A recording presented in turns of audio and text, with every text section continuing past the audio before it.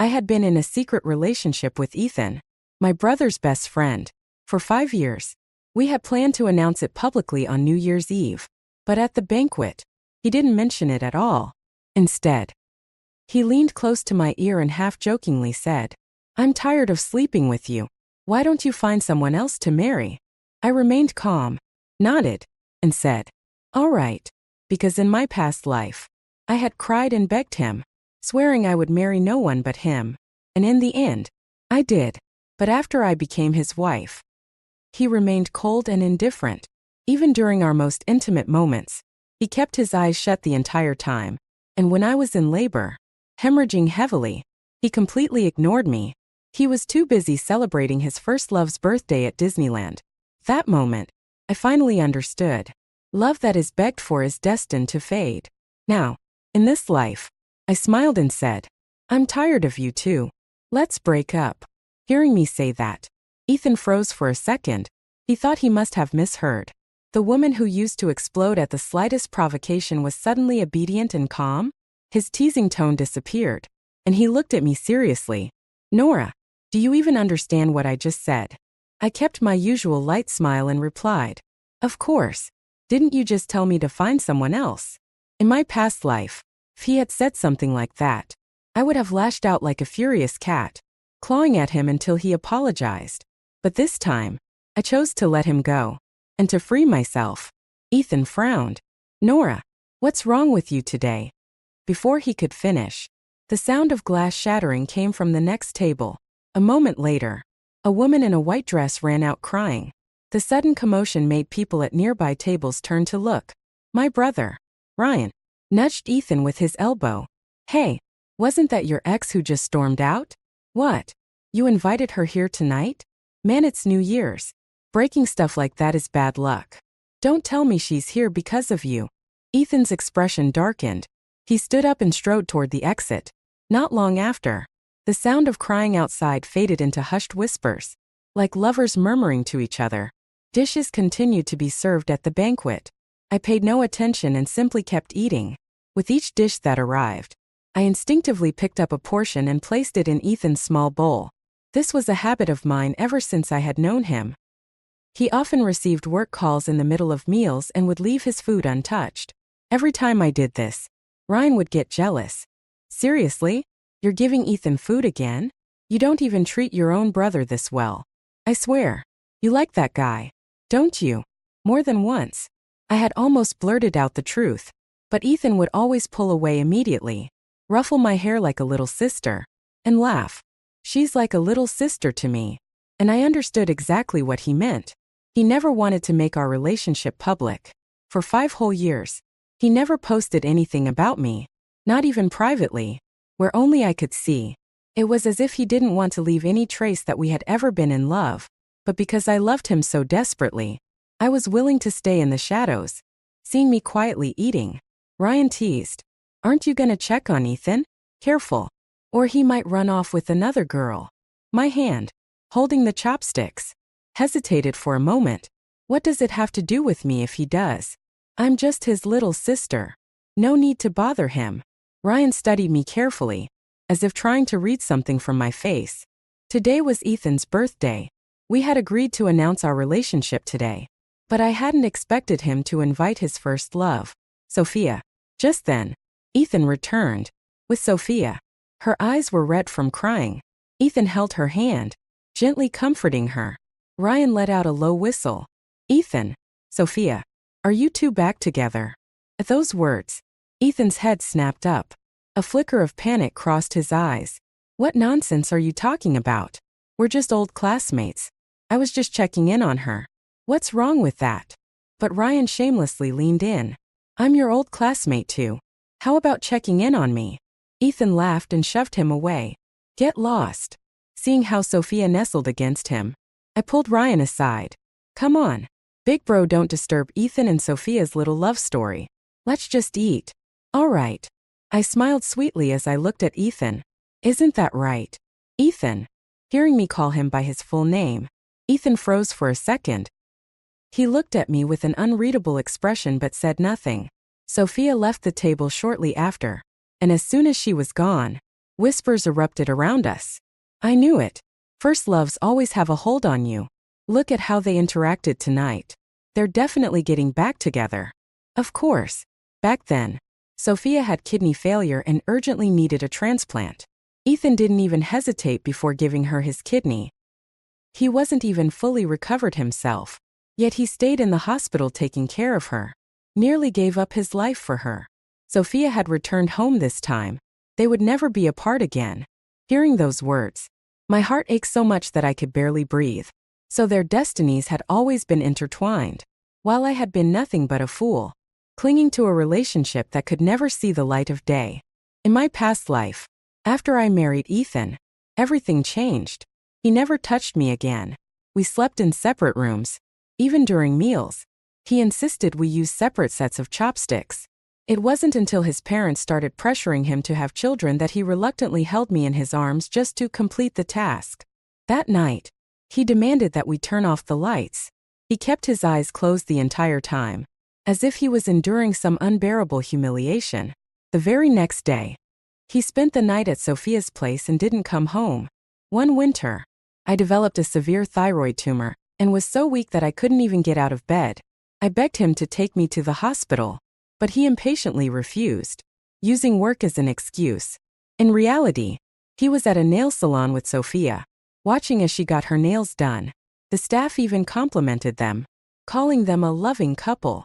When I went into labor, I bled heavily at home, crying. I called him, hoping he would come, but he exploded in frustration. It's just childbirth. It's not like you're dying. What's there to cry about? Take a taxi to the hospital yourself. I'm busy. If there's nothing else. I'm hanging up. Before I could say another word, he ended the call. When I tried calling back, his phone was turned off. Yet, at that exact moment, Sophia was posting pictures on social media. 8 posts in a row, all from Disneyland, where Ethan was celebrating her birthday. In every single post, right at the center of the photo grid, there was an image of Ethan and Sophia kissing. That was the moment I lost all will to live. Ethan, if you never loved me, then what was the point of keeping this child? I cut off all means of survival, threw my phone out the window, and watched as the pool of blood beneath me grew larger and larger. I died from excessive blood loss. Even then, Ethan still thought I was just putting on an act. At the birthday banquet, now that Ethan was gone, the atmosphere quickly returned to normal. Without him, the guests simply went on enjoying themselves. I, however, had lost all interest. After finishing my meal, I left. Ethan, who used to text me every 3 minutes, was surprisingly silent tonight. Outside, fireworks exploded in celebration of the new year. But I felt no joy. At exactly 12:10 a.m., a burst of fireworks lit up my window. Right then, Ethan, who rarely posted on social media, suddenly updated his feed. The photo showed Sophia peacefully asleep on his shoulder, looking soft and gentle. His caption was just a single word. Within 1 minute of posting, the comment section exploded with messages.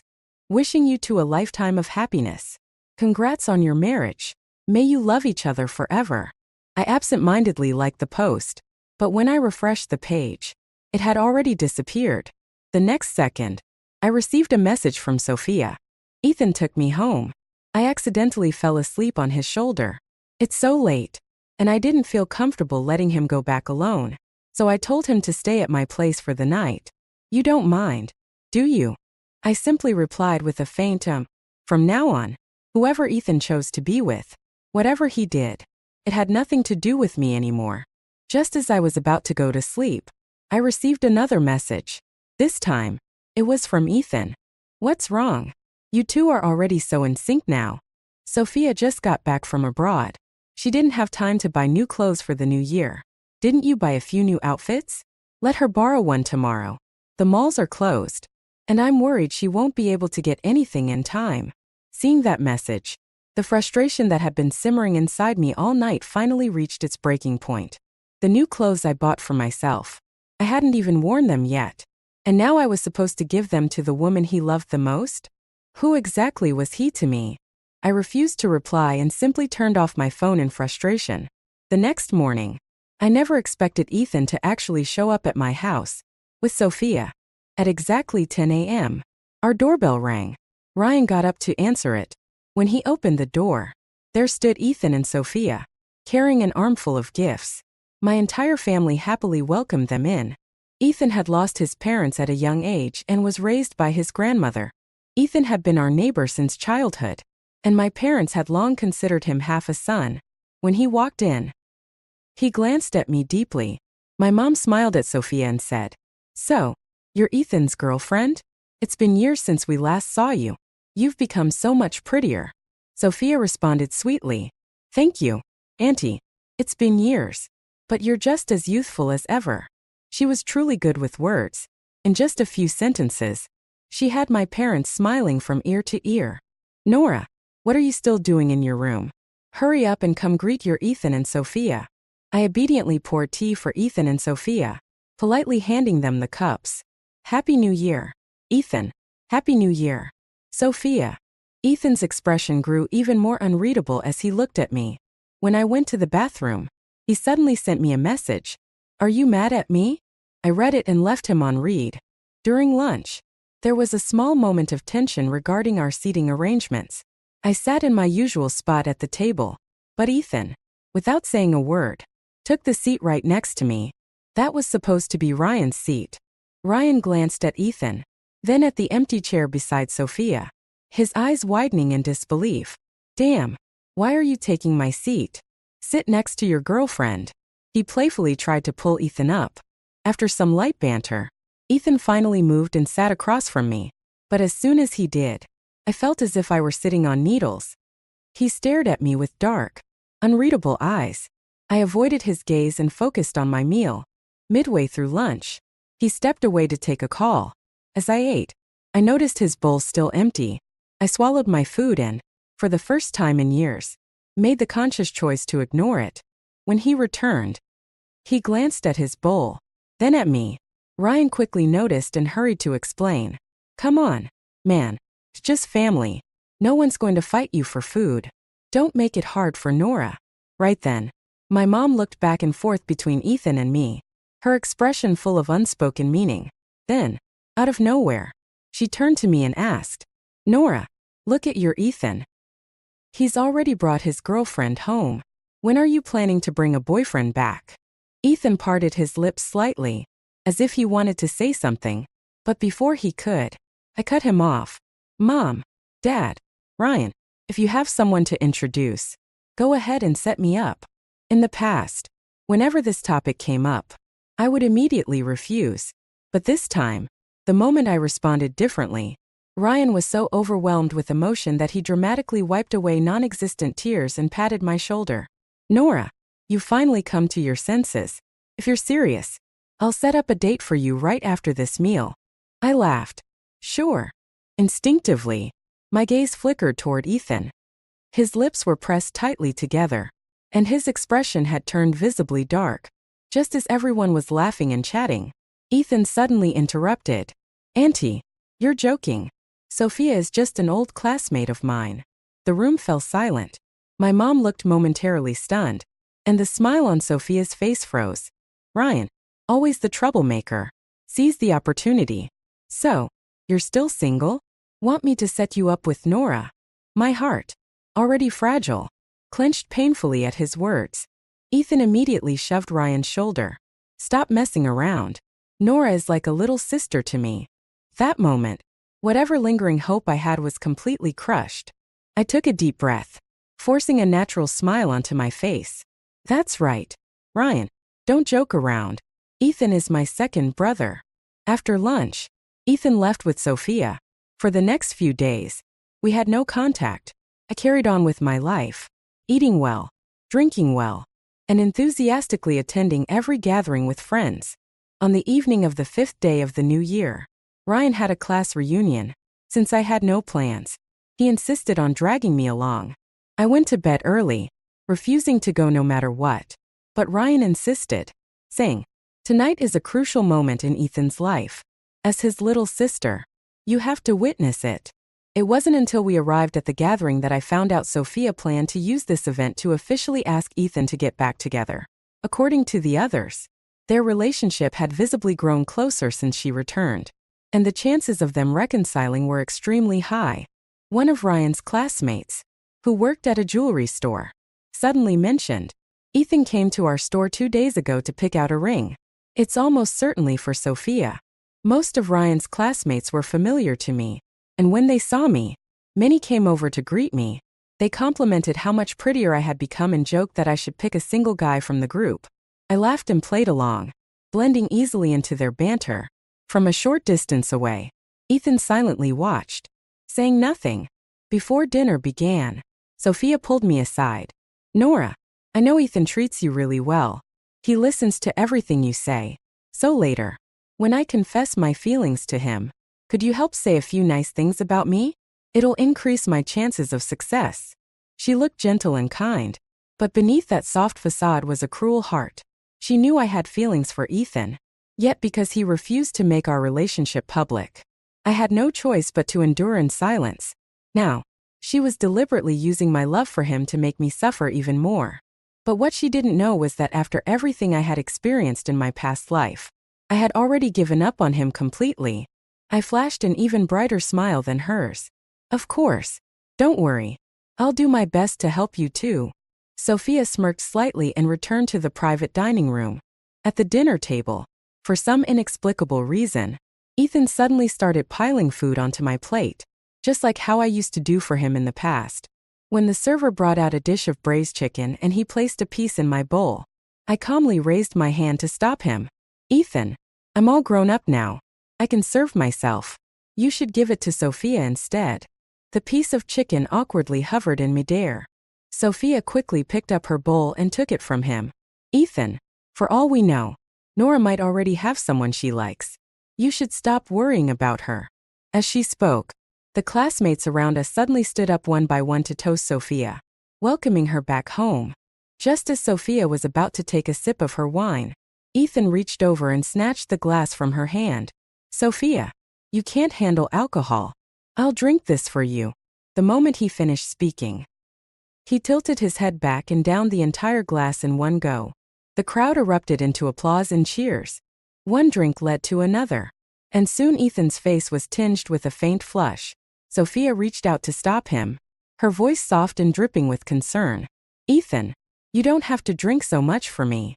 I wasn't sure if Ethan was already drunk, but he looked at Sophia with unmistakable tenderness. "It's fine. You can't drink, and they're clearly trying to mess with you." His words sent a ripple of excitement through the crowd. I knew that the most critical moment of Ethan's life was about to unfold. Sophia's cheeks were flushed. Her lips slightly parted as she gazed at Ethan with deep affection. "Ethan, after all these years, I still can't forget you. Can we get back together? Say yes. Say yes." The crowd began to chant, fueling the atmosphere. Ethan hesitated, seemingly caught off guard by how the situation had escalated. Everything was perfectly staged. The heroine had courageously declared her love. Now all that was left was for the leading man to nod in agreement. A love story that would have everyone's blessing. A picture-perfect couple, moments away from reuniting. I watched them standing together under the spotlight. I joined in the applause and cheered. Sophia is such a devoted and beautiful girl. She's truly one of a kind. "Ethan, why haven't you nodded and agreed yet?" Ethan's face darkened with shock as he stared at me. "Nora, what the hell is wrong with you? Aren't you my girlfriend? Why are you encouraging this?" The moment those words left his mouth, the entire room fell into stunned silence. Ryan was the first to react. He turned to Ethan, then to me, his face full of disbelief. "Nora, what did he just call you?" "His girlfriend." I remained calm, offering him a small smile. "Ryan, can't you see that Ethan's drunk? He's just messing around." Ethan didn't look amused at all. He pushed Sophia aside and strode toward me. I instinctively took a step back. Right then, the sharp sound of glass shattering filled the room. Ethan turned around just in time to see Sophia standing there, her face pale, her leg now streaked with blood from a fresh cut caused by the broken glass. Her fair skin contrasted starkly with the deep red of the wound. It was a shocking sight. Ethan's brows immediately furrowed in distress. Without hesitation, he scooped her up in his arms. Sophia, however, shot me a quick glance before curling into his embrace, her voice carrying a hint of pitiful vulnerability. Ethan, there are so many people watching. Put me down. Or they might misunderstand our relationship. Shouldn't you be checking on Nora instead? She seems upset. Her voice wasn't too loud, yet it carried clearly across the room. She had said it deliberately, trying to lure Ethan into openly declaring his relationship with her in front of everyone. But unexpectedly, Ethan's face remained unreadable. He glanced at me briefly before turning away. Ignore her. Let's get you to the hospital first. And with that, he carried Sophia out of the private dining room. The moment they left, Ryan wasted no time sliding over to me, his face full of gossip. Ethan can drink 1,000 cups without getting drunk.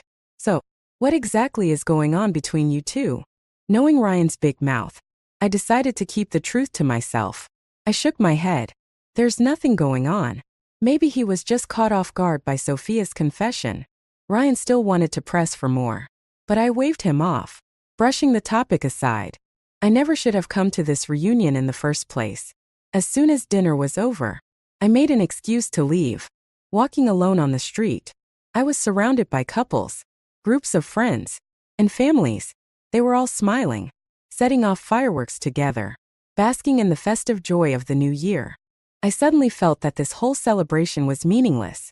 Quickened my pace, wanting to go home, wash up, and sleep. Just as I was about to reach my apartment complex, Ethan appeared out of nowhere. I immediately sped up, rushing toward the entrance. But he beat me to it, stepping in front to block my way. I tried to sidestep him, but he forcefully pulled me into his arms.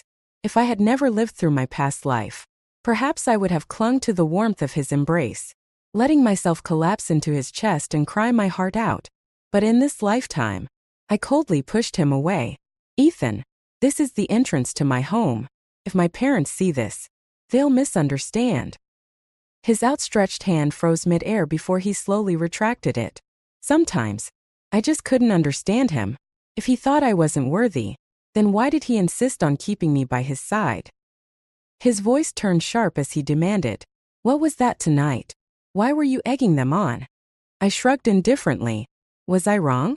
Sophia has never stopped loving you, and you risked your life for her once. You nearly lost everything for her. You two are perfect for each other. Getting back together makes complete sense. I was simply stating the truth, but Ethan took it another way. For the first time, he let out a quiet laugh and asked, "And what about you? Have you forgotten your place? Who was the one who said that if I ever got too close to another girl, someone would get jealous?" Ethan.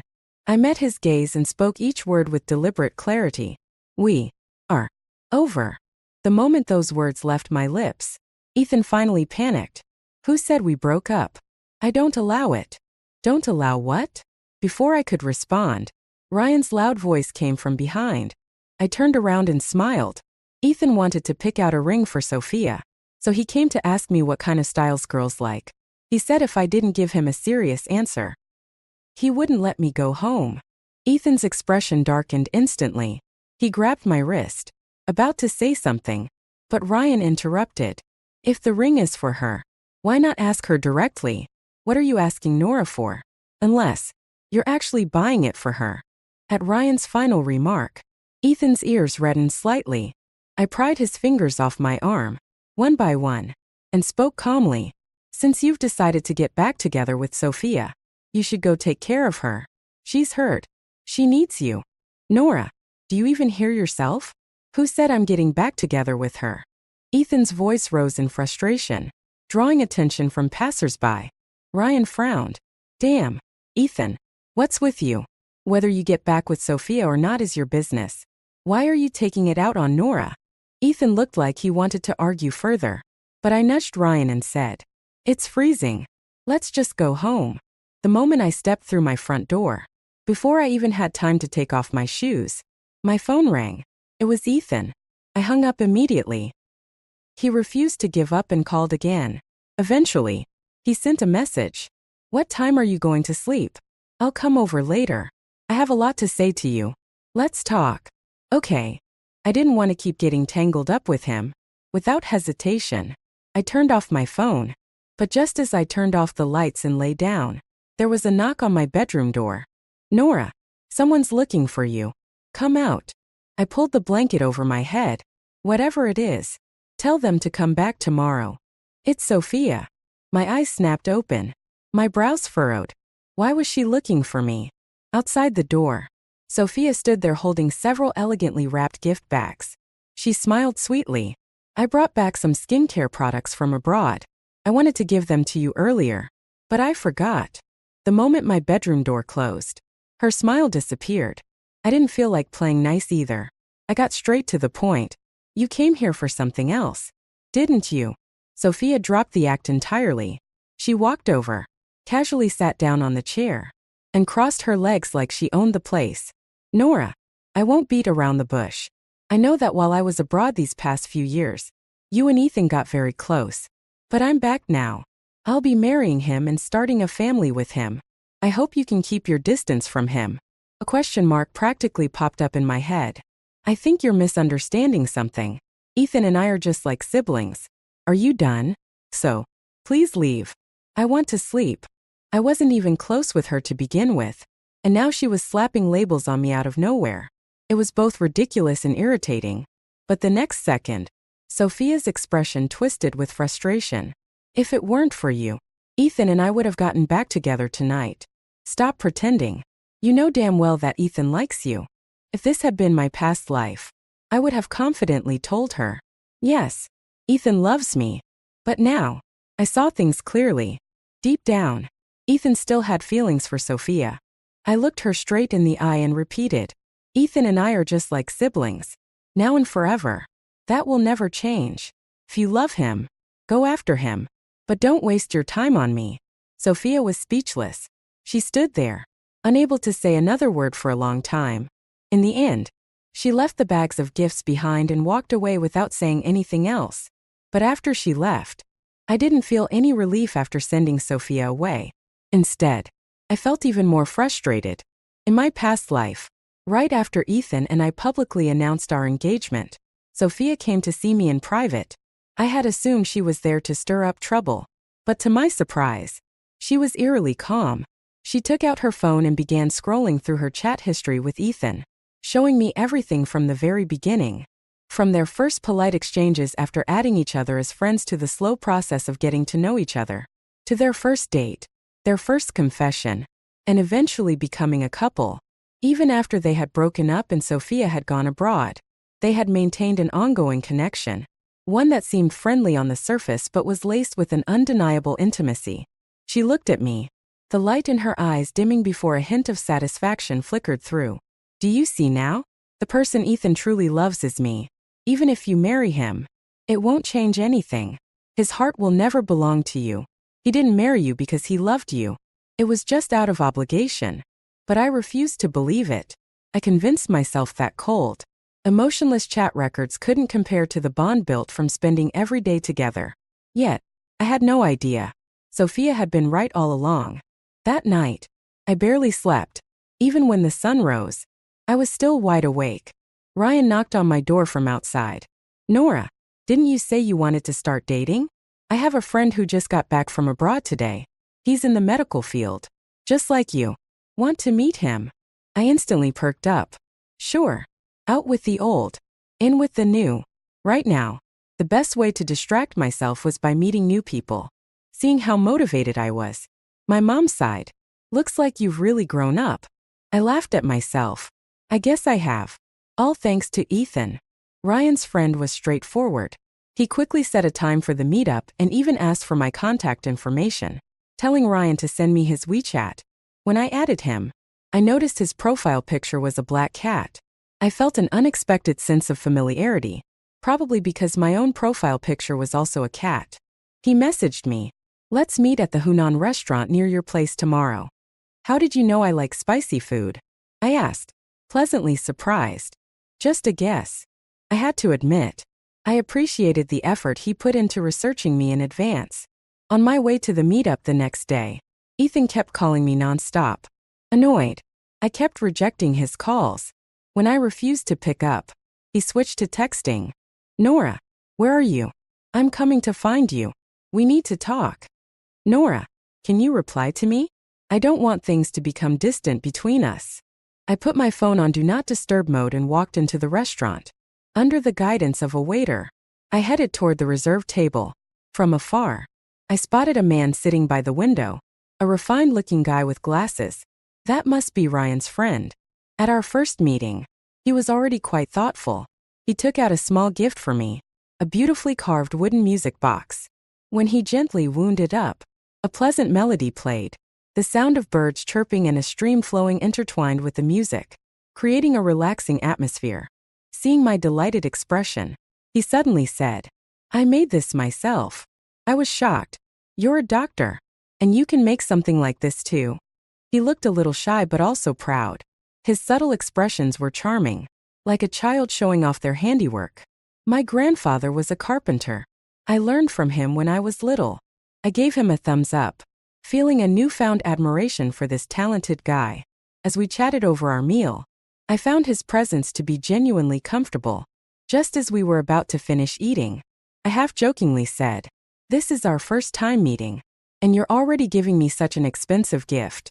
I don't even know how to return the favor. I can't paint or sing." Eric chuckled. "No worries. Just meeting again next time can be my return gift." As we laughed and chatted, a familiar voice suddenly rang out behind me. The moment I heard it, my good mood shattered completely. I turned around to see Ethan standing in front of me, looking utterly exhausted. "Nora, do you have any idea how hard I've been looking for you?" He was slightly out of breath, hands resting on his knees, looking as if he had run all the way here. When he noticed Eric sitting across from me, his expression instantly darkened. He strode over and yanked me up from my seat. "I kept calling and texting you, but you ignored every single one. Really, Nora, you haven't even properly broken up with me, and now you're already rushing to go on dates with other men." His voice wasn't too loud, but it was enough to make several nearby tables glance over. His grip on my wrist hurt. I struggled to pull away, but he only tightened his hold. "Ethan, stop talking nonsense. I broke up with you on your birthday, and you agreed to it. I'm single now. Who I date is none of your business." Ethan was completely infuriated. He suddenly leaned in, attempting to kiss me in public. I instinctively tried to slap him, but both of my hands were restrained. Just then, a strong arm extended between us. Eric effortlessly shoved Ethan aside and shielded me behind him. "Sir, if you don't stop, I'll have to report you for harassment." "Who the hell are you?" Ethan snapped, his temper flaring. "I'm talking to my girlfriend. Get out of my way." As he spoke, he grabbed Eric's collar, trying to push him aside. But unfortunately for him, Eric was taller and stronger. Instead, Ethan found himself lifted off the ground by both shoulders. "Let go of me." Ethan struggled. Eric remained calm. "With that violent attitude of yours, I find it hard to believe you're actually her boyfriend. What if you're just some random creep trying to drag her away? Everyone, don't you think that's possible?" His composed and gentlemanly demeanor quickly won over the surrounding onlookers. Realizing he was at a disadvantage, Ethan finally gave up struggling. But the moment Eric let him go, Ethan suddenly lunged at him again. The two men crashed onto the ground, fists flying. Even the restaurant security couldn't pull them apart. Expressionless, I pulled out my phone and called the police. Then, I dialed Sophia's number. "Come and get your boyfriend under control." Her response was cold. "Don't call me about Ethan ever again. We're never getting back together." Before I could reply, she hung up. I stared at my phone, confused. What was that about?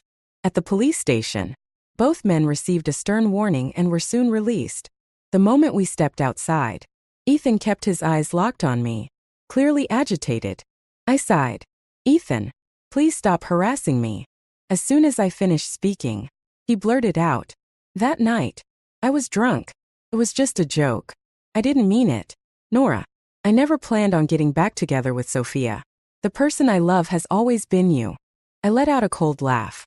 "You keep saying you love me, but why did you keep me hidden for 5 years? Ethan, you don't love me. You only love yourself." With that, I turned to leave. Ethan immediately followed, clinging to me like a lost dog. "If you keep following me, I'm calling the police." Eric stepped in to block his path. and Ethan was finally forced to stop. He could only watch as we walked away. I never expected that the very next morning, Ethan would announce our relationship to the entire world. I was still asleep when Ryan banged on my bedroom door. "Nora, get out here. I have something important to ask you." Barely awake, I groggily opened the door, only to find Ethan standing next to Ryan. My instincts kicked in, and I immediately tried to close the door, but Ryan blocked it with his foot. "Nora, Ethan just confessed everything to me. Do you have anything you want to explain?"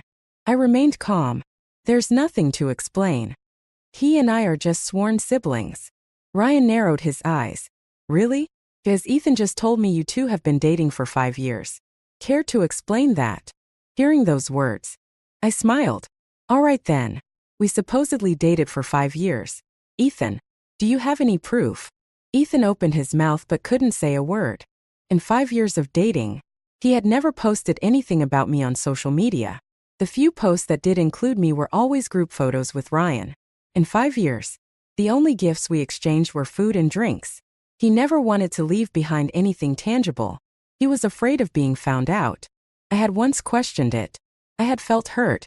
He told me I was still young, that my family wouldn't approve. But I wasn't young anymore. I had been with him since I was 18. Now, I was 23. And yet, Ethan couldn't provide a single piece of evidence. Suddenly, as if he had thought of something, he said, "You still have our photos on your phone, don't you?" "Show Ryan." I did. But the ones I had kept were only from outings with Ryan. Any pictures of just the two of us, I had already deleted them. Ryan, who had been silently listening to our conversation, finally lost patience. "Ethan, are you out of your damn mind? You're saying you two dated for 5 years. But there's not a single shred of proof? Not even one." Ryan shot Ethan a look of disbelief. "Are you sure you were even in a relationship? What kind of man dates like this?" Ethan looked like he still wanted to argue his case, but Ryan had lost all patience. "Nora, tell him the truth." Ethan turned to me, desperate. "Nora, don't you remember what I told you? Don't you remember how you said you loved me?" Hearing his words, I felt nothing but disgust. "Ryan, I think Ethan's still drunk. Get him out of here." After that, I blocked Ethan on everything. I had made myself clear. Any further attempts to reach me would be harassment. But Ethan still showed up at my house several times, causing such a scene that even my parents had to chase him away with a broom. My parents were baffled. What's wrong with this boy? Has he lost his mind? Maybe he fought with Sophia and is using Nora as a backup. Under Ryan's persistent questioning, I finally told him the truth about my past 5 years with Ethan. He didn't scold me. Instead, he gently patted my head, looking heartbroken. "You're such an idiot. Why didn't you tell me anything? If I had known Ethan was this much of a bastard, I would have cut ties with him years ago." He looked at me seriously. "Nora, listen to me. Any man who makes you suffer in a relationship, don't keep him around. Cut him off. Clean and sharp. Understand?" I nodded. When my break ended, I returned to work at the hospital. One day, I overheard the nurses gossiping at the reception desk. "Did you hear? There's a new surgeon in the department. He's tall, handsome, and graduated from a prestigious medical school abroad." When they mentioned his last name, my heart skipped a beat. But I quickly dismissed the thought. The world is huge. It can't be that much of a coincidence. Then, the next morning, I saw a giant welcome banner at the hospital entrance. They were even holding a welcoming ceremony. And that's when I realized the new surgeon was Eric. Amidst the applause, he spotted me. His gaze softened, and he smiled at me. A smile that lasted so long that the people around us began to follow his line of sight. A nurse nudged me. "Hey, do you two know each other?" I quickly denied it. "No, today's the first time I'm meeting Dr. Eric." But before I could say more, Eric walked up to me and extended his hand. "Nora, what a coincidence." The whispers around us grew louder. Within a month, the entire hospital knew that Eric was pursuing me. He would wait for me after my shifts and bring me snacks whenever I worked night duty. Because of him, I had gained nearly 5 pounds. Our relationship had grown ambiguous, just one step away from crossing that line. Then, one day, I saw Ethan at the hospital. I hadn't seen him in over 2 months. And this time, he wasn't alone. He was accompanying a woman. When I saw her face, I was momentarily stunned. She looked a lot like me. Ethan noticed me, his steps faltering before he quickly walked toward me. I immediately turned and pushed my way through the crowd, heading toward the elevator, wanting to get as far away as possible. But in my rush, I accidentally collided into a firm chest.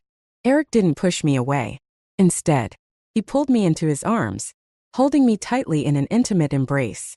People around us started whispering. I turned back just as the elevator doors were closing. Through the narrowing gap, I saw Ethan standing there, watching us with a lost, desolate expression. But inside me, I felt nothing. This was our final goodbye. From this moment on, Ethan no longer had a place in my world.